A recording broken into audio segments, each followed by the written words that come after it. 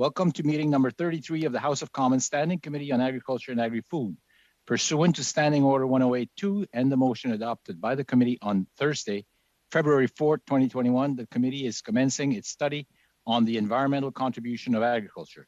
Today's meeting is taking place in a hybrid format pursuant to the House Order of January 25th, 2021, and therefore members are attending in person in the room and remotely using the Zoom application. The proceedings will be made available via the House of Commons website. So you are aware, the webcast will always show the person speaking rather than the entirety of the committee. I would like to take this opportunity to remind all participants to this meeting that screenshots or taking photos of your screen is not permitted. Pour garantir le bon déroulement de la réunion. To guarantee a good meeting, I would like to speak to some rules. Before speaking, wait for me to call your name. If you're connecting by video conference, click on the microphone to deactivate the mute. Participants' microphones in the room are controlled by people in the room. All observations to MPs and witnesses must be addressed to the chair. If you do not have the floor, please put your microphone on mute. I'd like to welcome our witnesses for the first hour. We have from Enviro Stewart Inc., Bruce Taylor, President. Welcome, Mr. Taylor. And also from Nutrient Limited, Candice Lane, Vice President, Sustainability and Stakeholder Relationships. So welcome, Ms. Lane. And with that, we'll start with a 7.5 minute opening statement, up to 7.5 minute opening statement. And we'll start with Enviro Stewart. So Mr. Taylor, you have the screen. Thank you. There's a slide deck sent in advance. Would that be possible to show or no? You have it. So I don't know, Madam Clerk, can we accommodate that? I'm sorry, could you ask me, just give me the question again, please? So I sent a slide deck ahead of time. Could we either show that or I could share a screen? Actually, the committees don't accept slides for during the appearances since we're virtual. Oh, okay. Yeah. Okay, perfect. Okay, I'll just get started then. So, thank you very much for inviting me. It's a pleasure to be here. Enviro Stewards is an engineering company in Elmira, just north of Waterloo, Ontario, but we do work across North America. I'm muted, am I? No, I'm okay. And so what I'd like to outline today is kind of a practical way to get to climate neutral and beyond for the agricultural sector. Our mission is to cultivate resilient business and improve lives. If you're interested, we have a TED Talk on the development work we do in East Africa, but our paying work is in North America. So for example, Maple Leaf Foods is the world's first large food company to be carbon neutral. We got them there in 2019, November. And to do that, we actually assessed 35 facilities with them for conservation measures. And because they pursued a conservation first approach, they're actually saving money instead of costing them money to be carbon neutral. And they're not waiting till 2030, 2040, 2050, they're doing it now. It's actually economically viable to do it now. What I'd like to illustrate, first of all, is there's a challenge I see in the typical procurement process. So when people are buying water conservation for agri-food or energy conservation or food loss, typically the tendering is kind of low cost.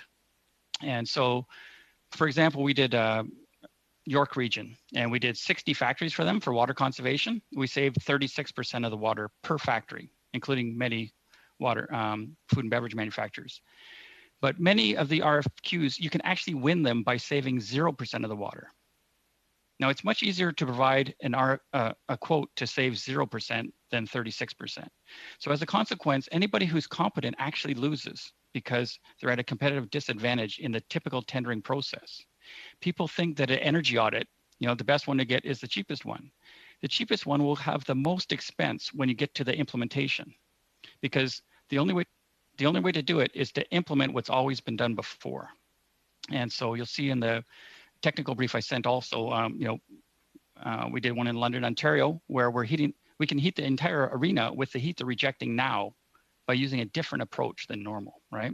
And so what I want to put in your minds is when you're doing your tendering, it's not the cost of the audit, it's the value of what's found that you need to do. And so there was a bit better attempt on actually agriculture and agri-foods put out an RFP for a food waste challenge. And it was better because it had, here's the amount. So cost isn't the issue. It's who can give us the best proposal. And here's the 3 criteria. And I'll come back to that in a minute on that challenge. But to give a couple examples in the food industry. So Southbrook Winery, they're already LEED Gold certified. They're organic, biodynamic, regenerative. And they had a normal energy audit done. And their normal audit said you can save 5% with a 20-year payback. After that, we found and installed measures that cut the energy, the electricity 40% and the gas 40%. Interestingly, he had bought solar panels to replace the rest of his energy. He canceled 1/3 of them. He didn't need them anymore because he's not using that energy, which saved half an acre of vineyard from getting covered with solar panels, right? And so if you just did a cheap audit, you're going to end up with the wrong solution at the end of the pipe, right? And so in their case, it was 4 months, and it's 2 months if you value the wine that would have been lost by covering it with solar panels. And so that's what we're advocating, is this prevention first approach, and it's much more lucrative. And then that gets into the design of these programs. Most of the programs are designed to put money into capital, to basically make unattractive projects attractive, right? So we did one project, and under one program, there was $2,500 to assess a factory for what should be done and $500,000 to implement it. So all it did was implement stuff that would have been implemented anyway, because you don't have time to find what you should do. If you take the time to find what you should do, you don't even need the capital funding. Our average payback for everything we've ever done is 1 year. If you find those ones, you don't need the capital. So it's much less expensive to provide the programs. So I'm happy to comment on, kind of design of these programs so you can actually get what you're wanting to buy in the first place. On the social justice, after you reduce as much as you can. So in our own office, we've reduced it 78% per employee, our greenhouse gas footprint, through conservation. To get the last bit, you need to offset that. So what we do is we sustainably offset it. But what are you going to do with that? Most of the programs in Canada are designed to benefit Canadian companies, right? Instead of the people who are suffering from the climate change that we have caused in developing countries. And so, for example, we went to South Sudan and we repaired solar panels on the roof of an orphanage there. And we get twice as much electricity because there's twice as much sunlight in South Sudan. They shut off a generator that used to be running just to run the water pump. So instead of buying fuel for the generator, they buy food for the kids. Socially, economically, environmentally, it's much, much better, but we get zero credit on any environmental program in Canada. We would only get if we put it on our own roof in Elmira, and had limited daylight all winter. And so, we have these X prizes for carbon, but the best way to sequester carbon is to just leave it as coal. It's never going to be more inert than that. And yes, planting trees is great. We should do that. But how about not cutting down trees in the first place? When you go to the developing country, they're cutting down the trees to boil the water to make it safe to drink. If you just gave them safe water in the first place, you don't have to deforest. You don't have to, So if we get smart about it, we actually get much better impact on all the sustainable development goals, not just one at a time. On the food loss angle, this is probably your biggest opportunity. So you probably know the big numbers that 1/3 of all the food on the planet is wasted. If it was a country, it'd be the 3rd largest greenhouse gas emitter on the continent or on the world would be food loss after China and the States. 2nd largest water consumer on the planet is to grow food that's wasted. In Canada, it's $49 billion per year of lost value. Now, almost 100% of the effort has been, how do we divert that from landfill? Because if it gets to landfill, it's going to turn to methane gas. If you divert 100% from landfill, you still waste 1/3 of the food, still the 3rd largest greenhouse gas emitter, still the 2nd largest water consumer on the planet, and you still lose most of that 49 billion. The only way to not do that is to not waste the food in the first place. And there's almost no programs that target that.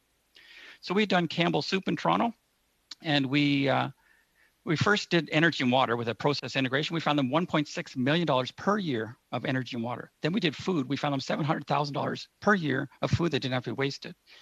That was going to waste energy plant, but it's 4,000 tons less greenhouse gas to keep it as food because of what's in that supply chain. We leveraged that. Walmart Foundation co-funded us to do 50 audits across Canada. So this was a program administered by CCFI IA and Provision Coalition. So we went to 50 factories. So, Mr. Taylor, sorry, the time is up, but you'll get a chance to the open question after. Yep, so perfect. Thank you. And we'll go to Ms. Lang for 7.5 minutes. Go ahead, Ms. Lang. Thank you, Mr. Chair, and thanks for the invitation to appear. My name is Candice Lang, and I'm Nutrien's Vice President of Sustainability and Stakeholder Relations. Coming to you today from Saskatoon, and I'd like to acknowledge I'm coming to you from Treaty 6 territory and traditional homeland of the Métis. A bit of background for maybe anyone who's less familiar with our company, which is just a little over than 3 years old. Nutrien was created through a merger of equals between Agrium and Potash Corporation of Saskatchewan, previously two of Canada's leading agriculture and mining companies. Together as Nutrien, we've become the world's largest provider of crop inputs and services. Our business spans operating segments, including our retail division, known as Nutrien Ag Solutions, and the manufacturing and mining of potash, nitrogen, and phosphate fertilizers. Though our company's grown, I think now we span 13 countries and 3 continents, our operations in Canada remain extensive. We have 6 potash mines in Saskatchewan, 4 nitrogen manufacturing facilities in Alberta, and nearly 300 ag retail outlets, primarily across Western Canada. This is in addition to 2 corporate offices in Calgary and Saskatoon. Our purpose as a company is to grow our world from the ground up. And with nearly 10 billion people expected by 2050, we have a big challenge in front of us, feeding this growing population without increasing land use and while tackling climate change is both one of our biggest challenges and greatest opportunities. The future of agriculture depends on industry leaders, partners, and governments taking concrete actions to support sustainable farming practices. Last month, Nutrien launched our Feeding the Future plan, and this includes commitments to help reduce our carbon footprint. We see these commitments as critical in driving the next shift in agriculture. We've set out to decrease emissions directly related to our operations, while at the same time we support growers with our products and services so they can store more carbon in their soil and reduce emissions with better nutrient management. Some of our commitments set to be achieved by 2030 include enabling growers to adopt sustainable agriculture on 75 million acres globally. And next, a comprehensive carbon program, which empowers growers to accelerate climate smart agriculture and soil carbon sequestration, where growers are rewarded for their efforts through the generation of carbon credits and assets. And also at least a 30% reduction in our greenhouse gas emissions per ton of product produced, while we're also pursuing the transition to low carbon fertilizers. Reduction and sequestration opportunity in crop production, and what Nutrien is doing to accelerate the nature-based climate solutions from agriculture and rewarding growers for those efforts. This growing season, we are piloting our carbon program. We targeted 100,000 acres in North America, 20,000 acres of which were in Alberta, Saskatchewan, and Manitoba. Interest from growers has been extremely encouraging and exceeding our target now for acres applied. We are now executing our pilots on 200,000 acres across North America, 45,000 acres of which are in Canada. The carbon program empowers growers to accelerate climate smart agriculture and soil carbon sequestration. Nutrien works directly with our growers to build customized crop plans that reduce their carbon footprint. We assist in verifying carbon performance, and currently we are paying growers directly for their participation, anticipating we need to be ready to in a compliance or voluntary offset market. Nutrien's long-term goal is to put learnings from these pilots to work and scale the program globally to build real lasting change and impact. A significant component of our pilots includes troubleshooting existing offset protocols and their barriers to adoption. The Nitrous Oxide Emissions Reduction Protocol, or NERP, in Alberta's carbon compliance framework is world leading, yet it has not been transacted on in 10 years, due in part to the significant administrative burden and relatively low return on investment for growers. Early findings from our pilots have shown us two things. First, the value of digital tools. They capture and create credible evidence, making it easier for growers to measure their carbon reduction progress. Digital tools, offset protocols like NERP were first developed. Embedding them as we are with existing and new protocols will make carbon credits more accessible to growers. Second, we've learned that protocols must be stackable. Our pilots stack soil organic carbon and nitrogen management protocols to deliver the highest emissions reductions. Stacking protocols makes economic sense for the grower who may not see enough value and return in a single protocol in order to invest in the practice changes. We are in regular communication with Environment and Climate Change Canada and Agriculture and Agri-Food Canada on our findings, as well as with our provincial governments. The NERP has not been prioritized for development in our federal offset program, but at Nutrien, we're hopeful that learnings from our pilots will accelerate this. Adopting the NERP will also help the federal government achieve its goal of reducing nitrous oxide emissions from fertilizer by 30% by 2030.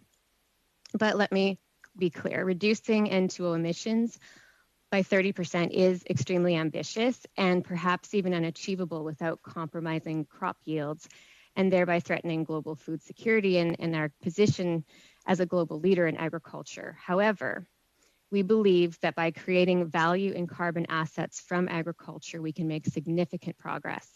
And more to the point, we can help Canada tap into this significant opportunity in agriculture to deliver on our nationally determined contributions.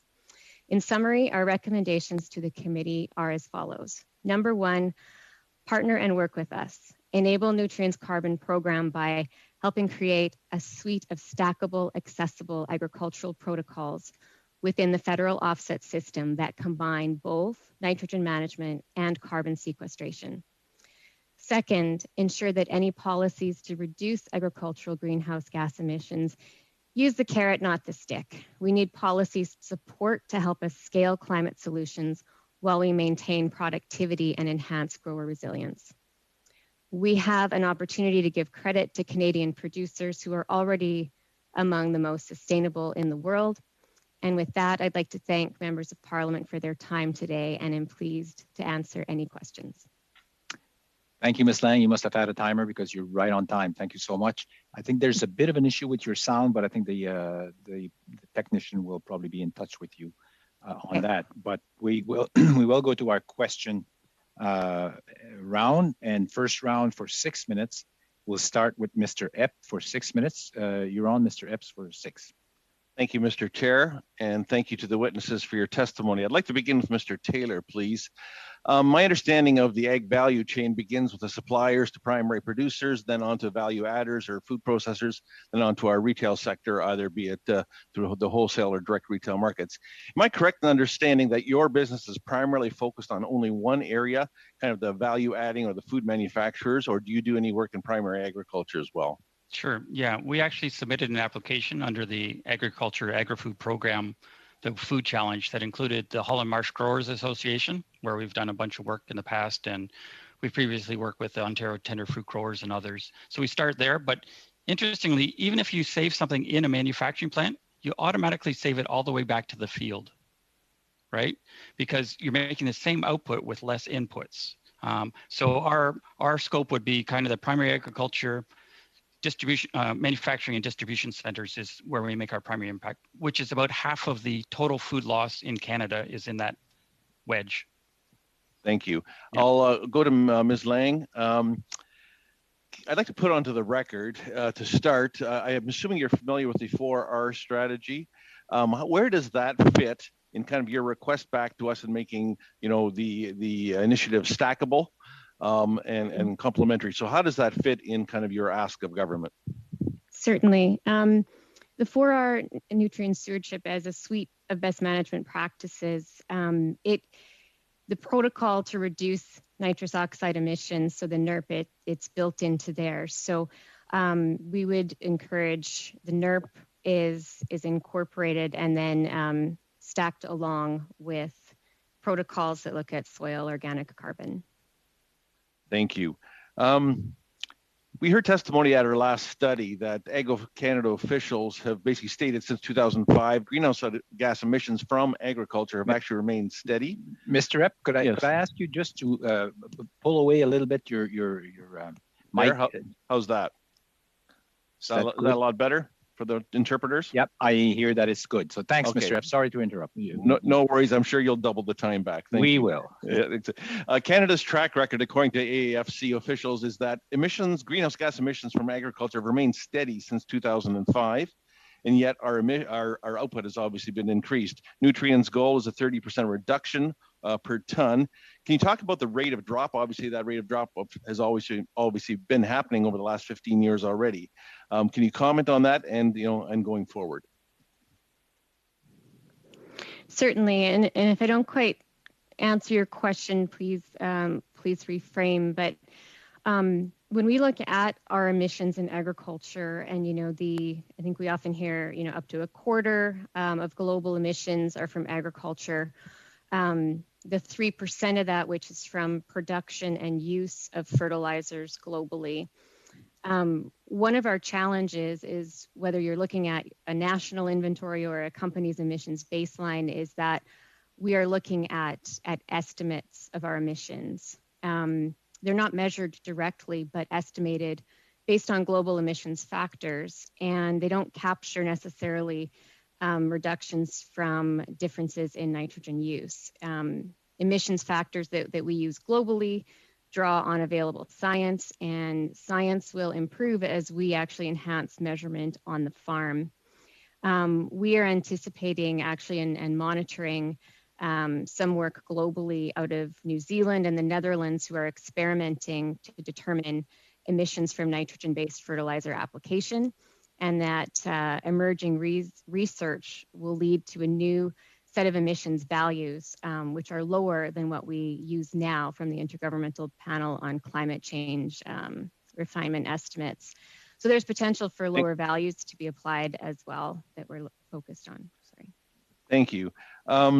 You talked about or asked government to use the carrot instead of the stick. Can you comment about the pace of regulation, the pace of change, cost structures? How quickly can we produce food more sustainably?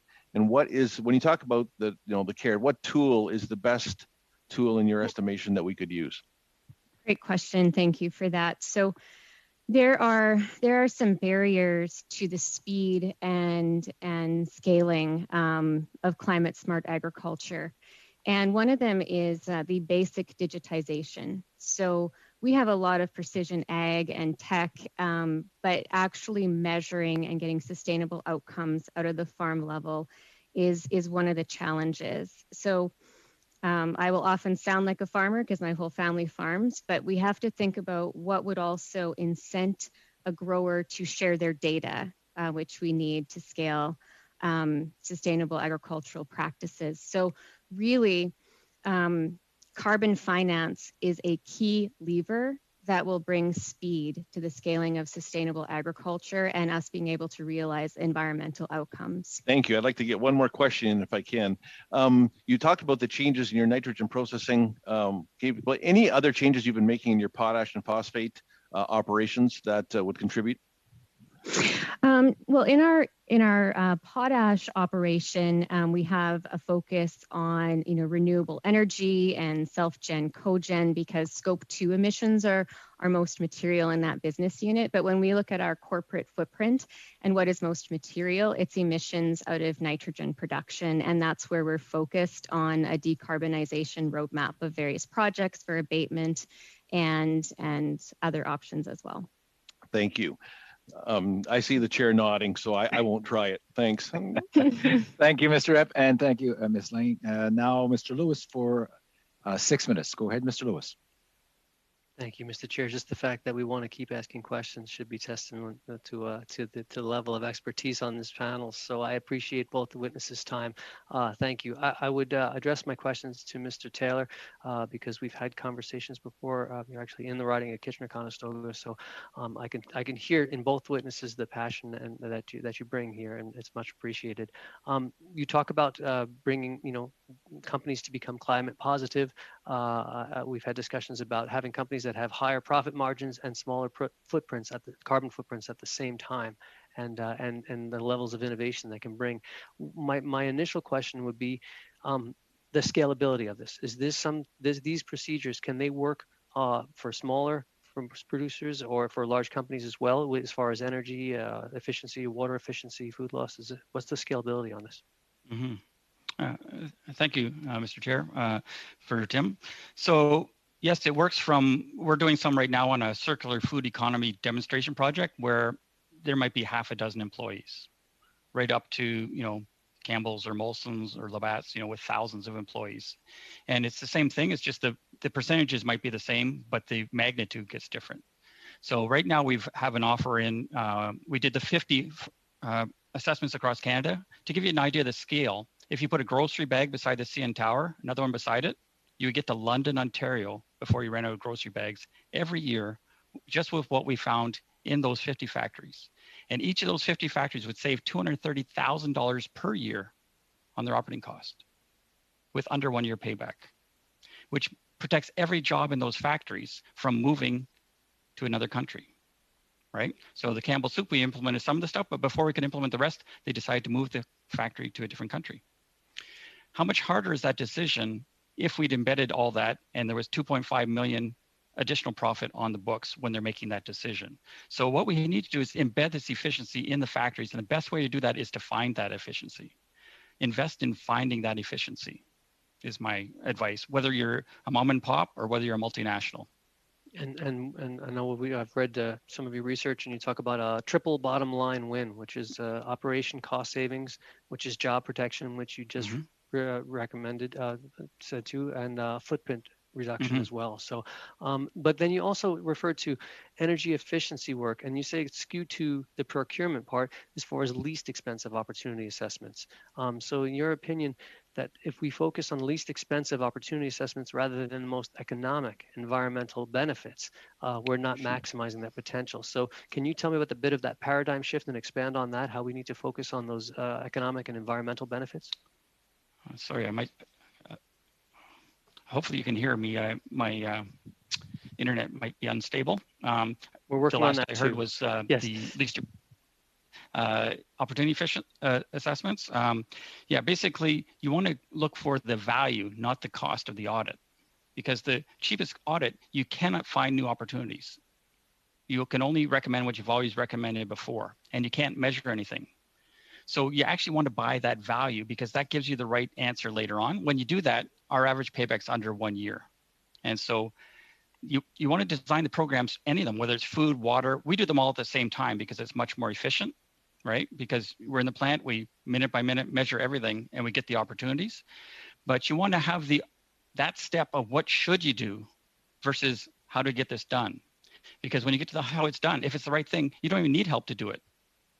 But if it's the wrong thing, you need a lot of help, a lot of expensive help to put that in. And many of the projects that you referred to, I seem to want to reduce water, reduce energy, and reduce waste. Correct. Mostly food waste. Is that the standard that you've been applying to most of these companies? Correct. Yeah. We also do toxic use reduction, and they all kind of be intertwined too. Where if you reduce toxic, now you need less ventilation, so need less energy. They're all together, and we don't try and tie them apart. We assess them all together. So it's the most efficient way to go about it. But there's no programs that actually are designed around that. So we just kind of cobble together what we can as programs come and go. But I would encourage you when you're doing your programs to think of that conservation is by far. So each of those 50 factories will save $350 for every ton of carbon they avoid without a carbon tax. So that would be on top of that. And so it's actually the most, when you look at your scales, it's plus 100 to minus 100 on the marginal abatement for carbon. The food loss is $350 per ton avoided, right, of savings. And so it's the most lucrative things these factories can do, which then protects those factories' jobs. And then meals, we pitched to do 150 factories across Canada in all the sectors, baking, protein, primary agriculture, vegetables, whatnot. It would be enough savings to give 2 meals to every homeless person in Canada for 20 years is the projected savings based on scaling what we did conservatively, assuming we get half as much savings as we did for the first 50. And the federal government would get $25 of taxes for every dollar they spend on that program. The participating industries will get $19 of additional revenue for every dollar they spent on implementing those things based on what we've already done at the first 50. And so I'd really encourage you, like, don't delay. We're doing it in the States also. We just did a protein company in Kansas where we cut the total food loss by 30%, which turns into sausage, which is great and makes them more efficient. But why can't we invest this in Canada? Well, that's what we're studying now. So it sounds practical and affordable. I believe that is my time, Mr. Chair. So thank you. Pretty close. Yeah. Thank you, Mr. Lewis and Mr. Taylor. We'll go now to Monsieur Perron pour 6 minutes. Allez-y, Monsieur Perron. Go ahead, Mr. Perron. Thank you. Thank you, Mr. Chair. I would like to begin by thanking both witnesses. Thank you for sharing your expertise with us today. It's very much appreciated. I'm going to begin with Mr. Taylor. I was really excited to hear about your examples, and you mentioned that it wasn't the cost that we have to look at, but the value. And so could you expound on this further in the framework of government policy, something that we could implement? Sure. Yeah. Thank you. So we just actually responded to a challenge from this committee. So they put it out to get 24 things. Unfortunately, we got a letter on Tuesday that we weren't selected amongst the 25. And so I take a really good look at that criteria to see, you know, like what we're going to do. But as far as cost, so that program would have been $2 million, and it would have saved 25 times that on taxes to the government. And so the government themselves would have it would have saved $17 million a year for those facilities, and we had partners across the country. And so I apologize, Yves, I've forgot the original question. En fait, je voulais que vous nous parliez du coût. Could you speak to the cost? When you're explaining, it's not the cost of the measures that has to be looked at, but the value that it will bring over the longer term. I think that's what we're trying to get at, to invest over the longer term and to help our agricultural producers to preserve the environment by having incentive programs. And do you have any concrete proposals that you could make?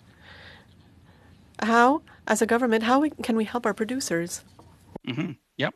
So you have one on the table right now where if you invested $2 million, you would help 150 food and beverage manufacturers across Canada to save enough for 2 meals for every homeless person in Canada for 20 years and avoid 49,000 tons per year of embedded carbon per year, save $17 million for those producers. So over the 20 years, it'd be 460 million meals, and you'd get $25 for every dollar of. So the federal government itself would get $50 million of taxes if the tax rate was 15%. So that's an existing proposal on the table right now, and it's ready to roll out. We have partners. We have the partners on that project: Maple Leaf, Eden Valley, Wellington Brewery, Bimbo, Labatt, Agri-Food, Bondwell, Nature Fresh, Humber College, Holland Marsh Growers Association, Alberta Food Processors, Canada, Food and Beverage Canada, Sustainable Waters and whatnot, right? So Monsieur Taylor, it's ready to go. Yeah. Mr. Taylor, I'm sorry for interrupting you. I have limited time. You also spoke about methane with regards to landfills. And so your program would also limit methane emissions. Did I understand that correctly? Correct. It actually avoids the problem in the first place. So the food that goes to the landfill turns into methane, but the food doesn't have to go to the landfill in the first place. It should be eaten as food. If you eat that food, you get back everything invested in the supply chain up to that point. The grocery store, the distribution, the manufacturer, the agricultural step. So food is meant to be food. It's not meant to be a resource to turn into something else. Merci beaucoup, super intéressant. Thank you. Mrs. Lang, you spoke in your recommendations. I have two here. You spoke about protocols that have to be stackable and accessible. So this means that you're recommending that if we launch government programs, that our producers have access to several different programs at the same time. This is what I'm understanding. And you also say that you want for policies to be incentivizing rather than punitive. And I really agree with this. I think that by incentivizing people rather than being punitive, we will have greater gains. I would like to know, Mrs. Lang, when you talk about stackable protocols, for example, you're talking about CO2 and nitrogen, is that it? Thank you for the question. Yes, so stacking the protocols, and if I may just for a minute come back to the 4Rs and provide an example, because we're a company involved in implementing the 4Rs. But our experience with growers is when you take one thing to them, which is manual and another process, and they're working against the clock on their one shot a year income, it is really hard to overcome some of those challenges. So there's two reasons, I think, and to stack the protocols. One I spoke about, but this other one of really making it easy for growers and integrated into their full crop system and crop plan is really important. And so the approach to getting environmental outcomes, carbon first, but on top of carbon, we can stack water and biodiversity. The gain there is that it makes sense for the grower, but the economics then are stacked as well. And from our company's point of view, one who are in the ground, with growers, boots to boots with them, why wouldn't we bring all the tools, the suite of options available for carbon outcomes on the farm, which includes, bringing regenerative and soil health practices to sequester carbon, nitrogen management practices, along with technology and products, biostimulants that together can generate the best impact for carbon outcomes and more broadly other environmental outcomes as well. Merci. Thank you. In your comments, you also spoke about measures, the importance of implementing measures, and also you talked about automation of data, and so that people are able to share data. On a larger scale, this will be very difficult to introduce. Do you think that it's possible for small agricultural operations, because many are small? J'ai donné 15 secondes de plus pour l'interprétation. Allez-y. Go ahead. Was it to Ms. Lang?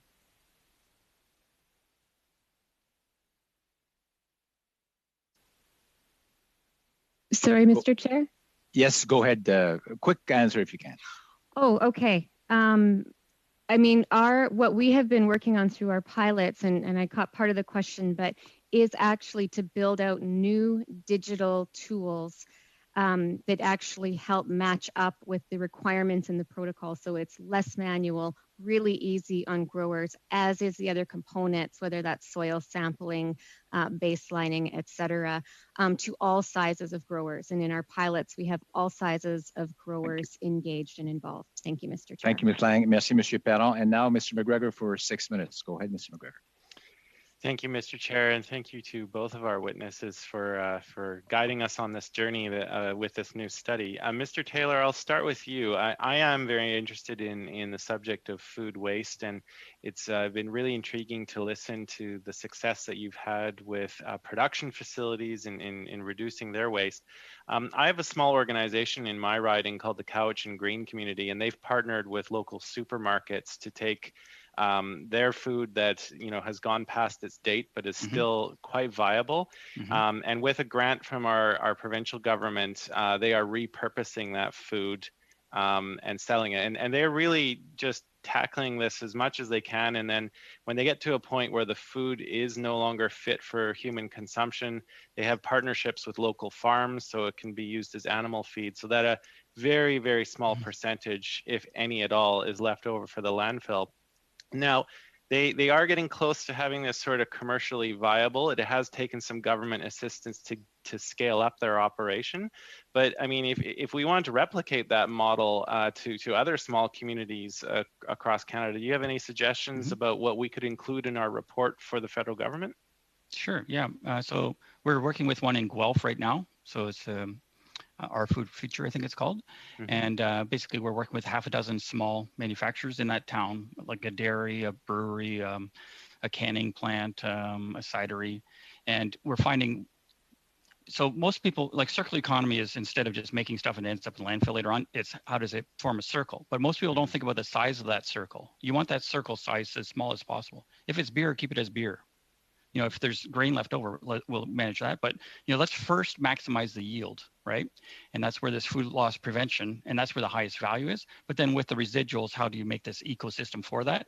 And so that's a demonstration one right now that the federal government is helping out with. And so that's a model of circular economy is a buzzword that's growing, I guess. Regenerative is another one, but food loss is a really big one right now.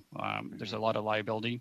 We talk about, feeding the 10 billion people. Well, if you're wasting a third of the food, there's your food right there, right? Let's not burn down the Amazon. Let's just make better use of the food that we're already growing. I've spoken to some local farmers too who are trying to set up a system where for any excess manure or rotting food, they're going to put them into tanks and try and capture the methane, because of course unburned methane is a horrible greenhouse gas vis-a-vis carbon dioxide. And they're trying to find a partnership where they can pump into FortisBC's gas line so that we're using, a quote unquote carbon neutral fuel versus a fossil fuel.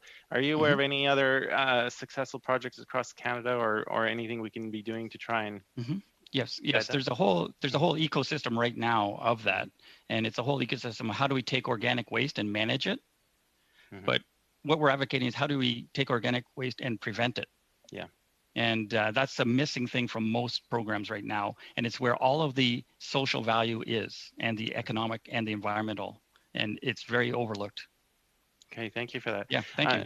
Ms. Lang, maybe I'll turn to you. I'm very interested about you were mentioning about the emissions that result from your production of nitrogen fertilizers. Can you maybe just go into a little bit more detail about the reduction targets you have in the next decade or two? And I guess, is it just really about trying to electrify your power source ultimately? Like, maybe if you can provide a bit more detail. Yeah.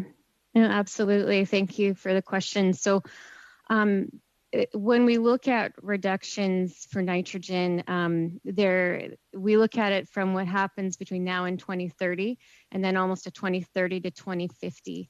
And the reason is there's some technological considerations. So if we're going to scale green ammonia, the point at which we'll have enough access to renewable energy, is likely 15 years plus out. And so in addition to that, as I said, the technology through the International Fertilizer Association, we've just put into public consultation a nitrogen technology roadmap, which kind of outlines between now and 2050. And it's really interesting, but it's to how far can we get in absolute emissions by 2050 as a sector. For Nutrien ourselves, we're committed to setting science-based targets and are engaged in a process with peers and partners, the Science-Based Target Initiative, to build us out, what's the portion of our carbon budget that makes sense for our company and sector. While we do that work and develop a sectoral approach, we've set this 30% intensity target by 2030. And between now and 2030, we're focused on abatement, any more abatement we can possibly, invest in, as well as we've got some carbon capture, and then looking at we do have some capacity for production for blue ammonia, where we have sites co-located with carbon trunk lines. Sites that aren't not co-located, then we have to look at longer term options to get into other options for blue and low carbon fertilizer. And just one quick question, my final one here. You mentioned the plots of land in a couple of provinces and the research that you're doing with that. Yeah, would you like to see the federal government devote a few more research dollars into soil science, really trying to get an accurate map of Canada's soils, their sequestration potential, et cetera? Is there more that we can recommend to the federal government in that area? Absolutely. I'd really highly encourage us to be paying attention to what New Zealand and the Netherlands are doing in monitoring methodologies. And then our commitment to you is we are trying really hard to get the data out of the farm level that I think can feed and back really important research in agriculture. Thank you, Ms. Lang. Thank you, Mr. McGregor. We'll go to our second round now with Mr. Steinley for 5 minutes. Go ahead, Mr. Steinley. Thank you very much, Mr. Chair and Ms. Lang and Mr. Taylor. Thank you very much for your presentations. I'll ask most of my questions to Ms. Lang because it's nice to have another farm kid from Saskatchewan on this committee at this time and bring some Saskatchewan common sense to the standing committee in Ottawa for a little bit. I'd like you to really go back and talk a little bit more about the 4Rs because I think maybe not everyone has a really big grasp on how much this can do to help our environmental practices on the farm. And first of all, and I think there's a lot of availability out there to share data like you're talking about. I think that's how we got to rotational grazing, crop rotation, and other good environmental standard practices that we use now. So if you just walk us through the 4Rs and how much that can help us going forward into the future. Yeah, absolutely. The 4R nutrient stewardship is really this suite of best management practices, right rate, all of the 4Rs as they are, and right place, right time, et cetera. And they really do help us reduce nitrous oxide emissions, among other things, water quality, et cetera. But the role they have to play and how they're linked with the NERP protocol is really important. One of the things that we're exploring in our carbon program is really engaging growers at all different stages of implementing the practices. And that's from advanced growers to more growers that are looking at the basics. And the 4Rs are really outlined in that way. There's a basic, an intermediate, and an advanced level. And so we work with all of those growers to see, how can we continue to advance on practices. And then, as I mentioned before, there are some costs when you get into the intermediate and advanced practices. A grower might not have everything they need to calculate variable rate, which is a very, good practice, but maybe they don't have all the equipment, et cetera. So we really help work through those barriers, make the plan, and then we're combining that with soil organic carbon protocol work and other products to really get the full carbon asset out of the farm operation. Yeah, the business of farming has changed a fair bit from when our fathers used to farm out in Rush Lake. Yes.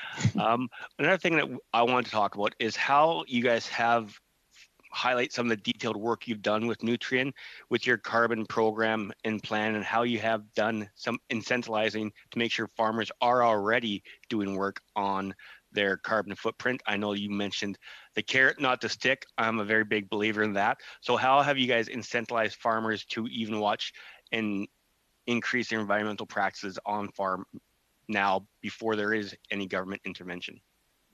Yeah, and we've invested in, as I mentioned, we're paying growers directly for participation and for their practices right now, because we just see this is what they need to be ready for. This is what our customers need to be ready to participate in.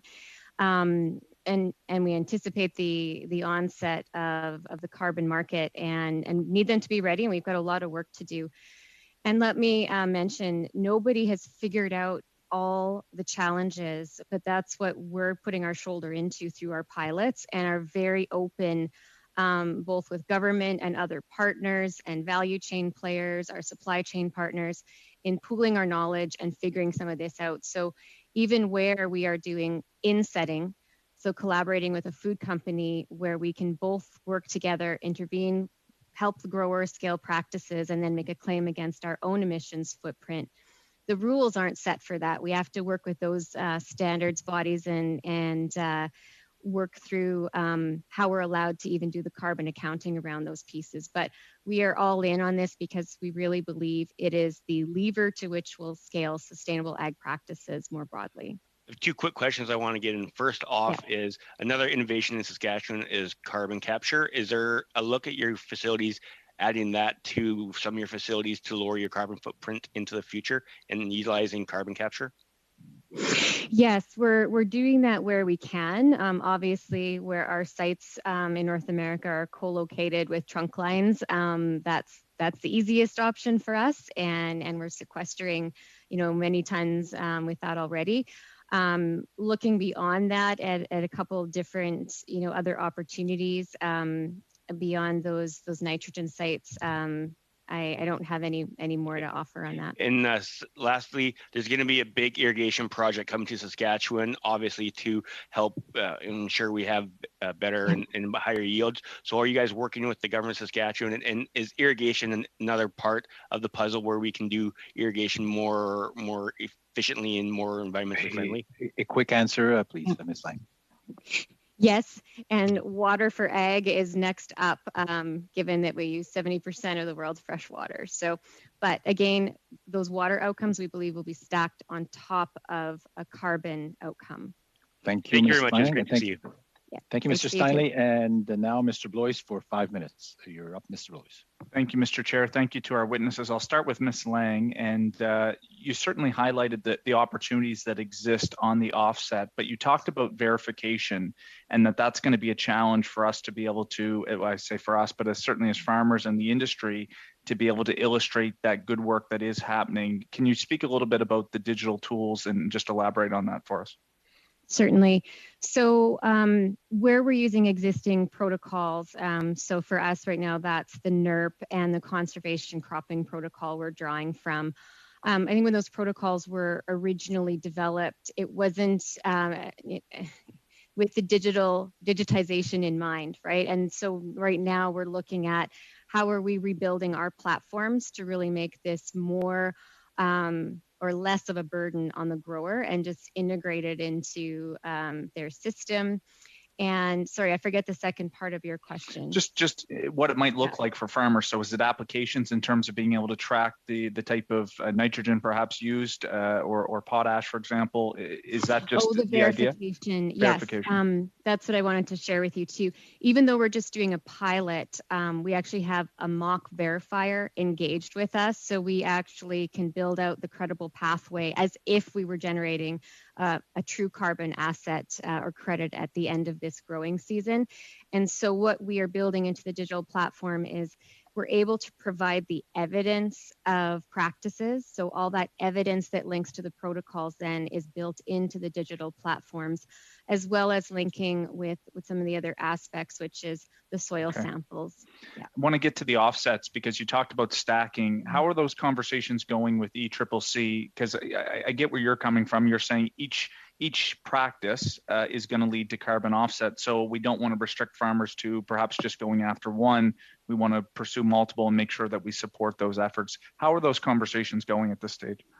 Yes, we've been engaged in many conversations. I think we talked to ECCC this weekend, last week, and I think if I had an ask and could be so bold, we need to think like a farmer in this and not piecemeal our approach. So I think where we might have some desire to have protocols be separate, we really need to push through and also think of how that brings the biggest environmental impact and carbon outcome out of the farming operation. And why wouldn't we go for that for the sake of it's a little bit harder and a bit more work to pull it together, but that's definitely what we need. We won't have time to get into the details, but if you have any thoughts to share on that for our report on that side of trying to think like a farmer, I'll just keep it at that level. I think this committee is certainly receptive.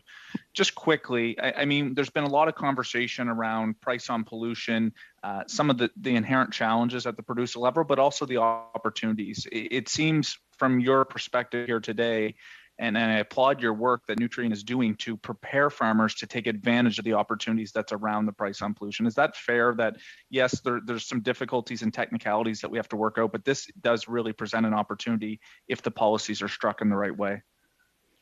100%. And, you know, agriculture can be a climate leader, and I think we owe it to our sector, the role that sector plays in our economy in Canada, to help make this happen. And everything we've looked at from our work with growers, carbon finance is going to be a key to unlocking and accelerating us to what we're all after, which is scaling sustainable agriculture and getting those carbon outcomes. And if our breadbasket can be a carbon sink, coming back to, I am a farm kid from Saskatchewan, and if the world looks at Canadian agriculture as, a climate solutions provider, not a culprit, we just need to do the hard work to get there.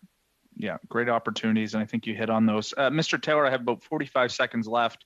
What I heard from you, and I'll try to summarize, is we have to, as a government, not only, of course, invest in the types of mechanisms that we're talking about with Ms. Lang, but it's about consulting and just trying to reduce actual food waste. And that alone will help drive a lot of the emissions that might be necessary that could be tied to agri-food businesses and processing. That's correct. Yeah, it's kind of shocking, but say we did a lobster factory in Nova Scotia, and we just sat our people at the end of the line, and Cody, you're going to do the claws, and Tim will do the tails, and we just sat there, took out the meat that was left. It was over $300,000 per year of lobster. Hey, can we justify hiring an employee for that, right? And if you save that, how much herring do you save to catch that lobster in the first place? So you save it all the way up the chain as soon as you save it, right? No matter where you save it, even if you save it in your house, you save it all the way back to the fertilizer step. Thank you, Mr. Taylor, and thank you, Mr. Blois. Now, Monsieur Perron pour 2 minutes et demie. Allez-y. Oui, Monsieur Taylor, j'aimerais ça que vous poursuiviez. Thank you. Mr. Taylor, for about 30 seconds, can you expound on this idea of food waste? How can we include this in agricultural processing without hurting the profit line of our business owners? How to improve the bottom line? Oh, yeah, no, that's a great question. Actually, we average $230,000 per year of savings to the bottom line for 50 factories in a row. And so it's, we do water, we do energy, we do toxics, we do whatever. Food's actually the most lucrative of anything because they've invested everything to get it right to that point. If it falls off the line 5 feet before the package, if you were able to keep it on the line, basically you've got a market for it and everything. And so it's actually the most lucrative, investment that any of these facilities can make. This range from multinational to small ones, and we average $230,000 per factory of additional profit with under 1 year payback. The only difference is they don't know about it. So when we went to Campbell's, they had 200 ideas in their suggestion box, literally. When we did our study, said, yeah, you got 200, but these 7 are what's going to really make a difference for you, which came out to more than 1.6 million or whatever it was. And so it's kind of this strategic thinking that needs to be layered on. Et comment le gouvernement peut aider How can the government help the agricultural field to go to action? What measures should be passed? What angle should be used by the federal government? Sure. Well, first of all, throw out waste diversion percentage, because waste diversion looks worse when you save food. Say Campbell Soup, we avoided 1,000 tons a year of food. Their waste diversion number went down because they used to be diverting it. But it's still better to have it as food than as a diverted waste. So we've got the wrong metrics at a federal level, but also there's no programs nobody's even talking about waste prevention of food. We're all talking about organic waste management. How do we destroy this food more efficiently rather than how do we keep it as food? So there's no programs, there's no support for anybody on how to actually go about doing it. OK. Donc, on pourrait soutenir financièrement ou So should we support financially those who would take this initiative at the first? Correct. Yeah. So I would say a co-funded program. So say like the one that's on the table for us right now, we would go into 150 facilities starting next month because it was just declined, right? But we would start next month, go into 150 and help them reduce the food. And that could be a co-funded, so they have skin in the game also. To do this opportunity assessment of what can be done and what's the business case for each thing you would change. So when they get the report, they have the ideas and the business case for each of them. They're ready to go, right? Many of them are implemented before you even leave the factory. Thank you, Mr. Taylor. Merci, Monsieur Perron. And now Mr. McGregor for 2.5 minutes. You're up, Mr. McGregor. Thank you, Mr. Chair. Mr. Taylor, I'll continue with you. I know from discussions with several farmers in my riding that their electricity bills can be eye-wateringly huge. Here in British Columbia, we're very lucky because, of course, more than 90% of our power is generated by hydroelectricity. But, I'm looking outside at a beautiful sunny day. All of this energy is just raining down from this big glowing orb in the sky. And looking at the price of solar panels, how they have gone down and down and down, they're becoming more efficient. I know you talked about helping a grape grower. And I look at all of that empty space on barn roofs that could be covered in solar panels. For jurisdictions where they are relying on fossil fuels for electricity generation, is this something that is becoming increasingly viable for farmers to participate so that you know, I know we've got a variable climate. Our winters are not the greatest, but our summers are pretty amazing for power generation. Is this something that we should also be pursuing to help our farmers to really get solar panels on their roofs and on their property? Yep, no, that's a great question. So on the roofs, I think I would agree with, you know, on over the fields, you're losing agricultural output. And so you'd want to be careful with that. But again, like say for Southbrook, it was 7-year payback for the panels, but it was 4-month payback to not use energy. And you can see, you can cut a ribbon around a solar panel, but you can't see not using energy. So it's not, doesn't get the same cachet or whatever. But that's actually where the biggest benefit for the farmer actually is reduce that demand. And then all the electricity you're buying is turning into heat eventually. Yeah. Right? Yeah. Are you paying to get rid of that heat from your cooling tower, or can you reuse that heat? So making a whole systems approach. Don't improve one part of it, look at the whole system and then improve that.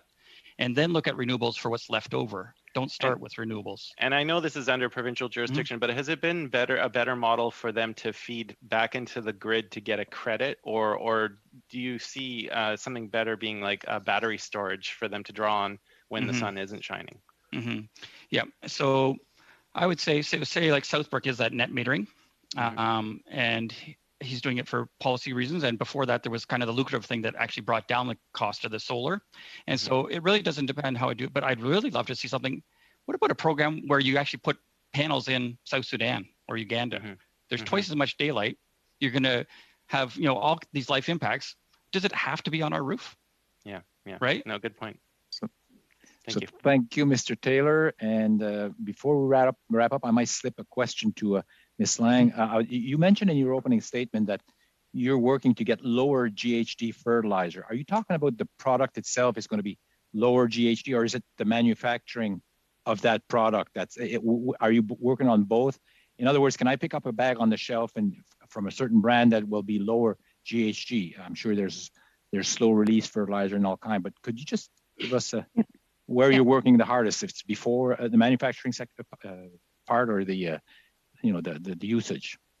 Yeah, well, there are definitely two pieces there that you probably picked up on. One is the innovation in products, and that would be slow release inhibitors, et cetera. And I'll come back to that in a minute. But when I'm referencing low or no carbon fertilizers, it's in the production context. And so we have sort of a continuum. We start with, carbon capture, and that is sort of step one. From there, we could look at different production processes, but that will involve a rebuild of assets, but that would be autothermal reforming. Then we could get into methane pyrolysis as another low carbon and explore that. Ultimately on a roadmap to green ammonia, which would be the access to renewables. But I think what's exciting, whether you're on production or process, is, if we are in that carrot not stick zone, we are going to facilitate an innovation agenda around decarbonizing agriculture, right? And I think that's an important part of the picture, as is productivity, as is just the reductions and sequestered carbon in our soil. Thank you very much, Ms. Lang, for that. It was on my mind. I wanted to get that clear. So with that, I'll thank the panel for a very interesting discussion. We could go on and on, I'm sure. Enviro stewards, Mr. Taylor, really great to have your statement on what you're doing, and also Nutrien, of course, Ms. Lang, thank you so much. And with that, we'll suspend a few minutes just to change the panel, and we'll be right back. Thank you.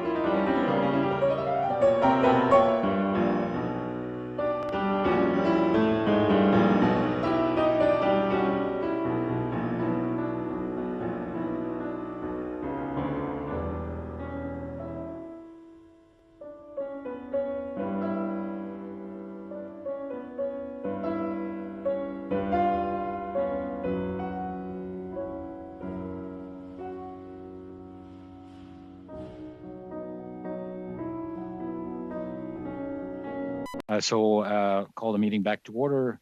And for our second panel, I would like to welcome from Danone Incorporé, Monsieur Jean-Marc Bertrand.